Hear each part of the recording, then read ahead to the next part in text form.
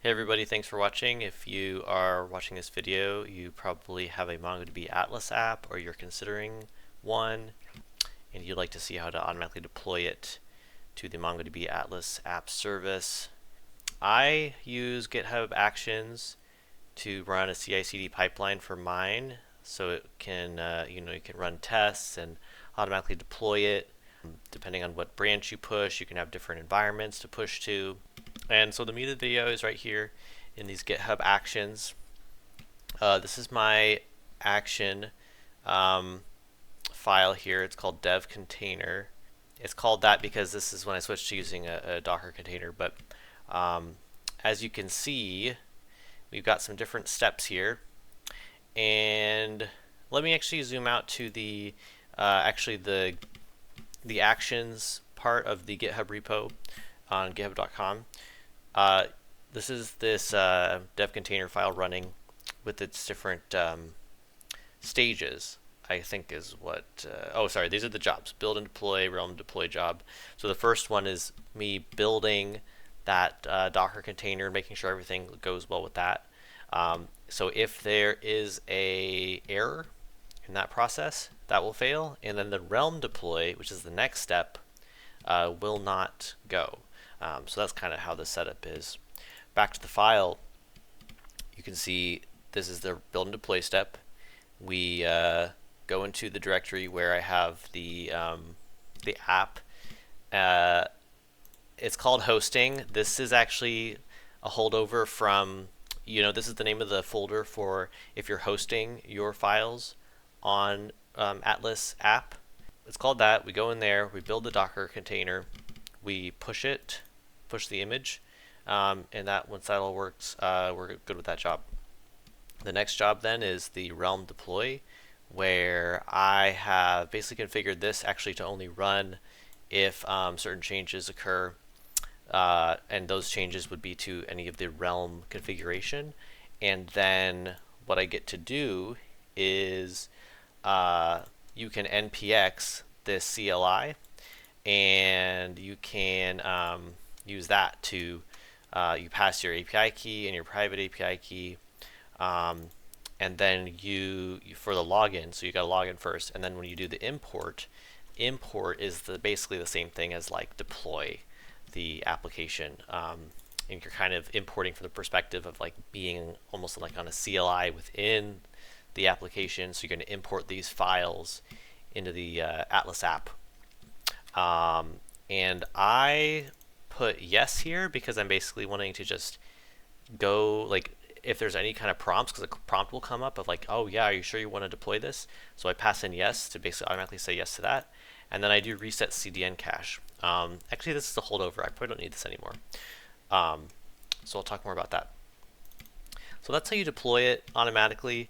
It's pretty nifty. It's really all in this file, and I'll even share an example config file later on, or in the video description we'll have that. Okay, so I wanted to show you my old CI/CD GitHub Action setup for the Atlas app when I used to deploy when I used to use their hosting, and so host files in their CDN as well, and so I would deploy the files to MongoDB Atlas. Now I host my front end actually on Azure instead. The reason is just because I wanted to take advantage of some performance enhancements from Next.js, which is what I use. I couldn't use the CDN as the bottom line, so there's nothing really wrong with using the CDN if it fits your use case. I've got like a build process here where I put together a .env file here with nothing too sensitive there, and then I do the install, and then I run a test step here. Okay, so that's something.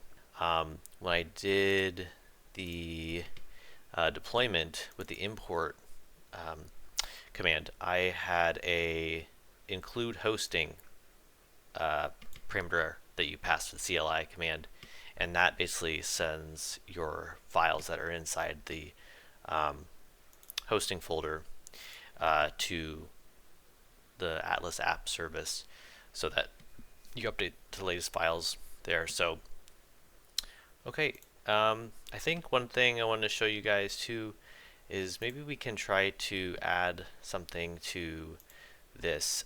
So as we saw, I've got some steps we can run before we deploy to Atlas App. I call it Realm deploy. Maybe I'll call it Atlas App deploy, because that makes more sense. So we're just making some updates to this now. Realm is the old name, so I'll do npm, and forgive me, I've got some issues with some legacy modules, so I have to do the force flag to npm install, and I'll do npm run test. And that's just going to be some process that we do to run the test before we deploy it.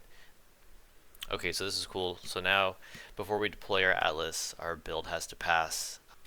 Okay guys, so good news for us. It looks like the test passed, the build passed, and the deployment looks successful. Although I see, so I also, as I mentioned before, I have this filter running on it. So, well, let's see if we can make a little change and test out the new CLI, just so I can show you guys as much as possible here.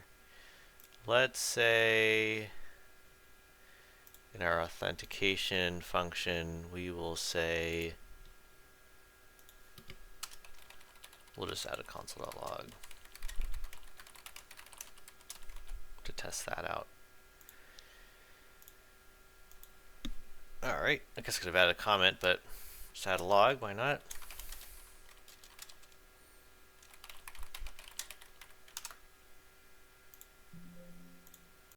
Okay, and now this will trigger the build again, which last time took 7 minutes. So running into another error with the new CLI for the Atlas App Service.